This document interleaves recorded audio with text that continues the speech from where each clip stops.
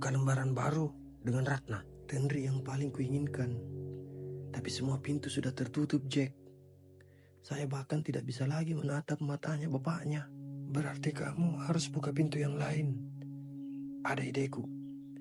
Bilang saja sama bapaknya Tenri, kalau kamu sebenarnya juga keturunan bangsawan. Anak rahasia dari ayah kandungmu. Mungkin dulu orang tuamu sembunyikan statusmu itu karena politik keluarga. Hei, mau ajari orang bohong itu, Jack? Bukan bohong ini, Uceng. Ini rekayasa sejarah. Banyak contohnya. Semua kisah cinta besar selalu butuh kebohongan kecil. Wah, rompa ada tuh. Selariap bawang dah sapo. Biar adat yang selesaikan di belakang. Jangan kau selariang, bahaya. Mending ideku tadi. Tanya saja bapaknya Tenri. Kalau kau itu puang juga. Hei, puang palsu itu namanya. Tidak boleh orang pakai gelar palsu, Jack. Bisa Uceng.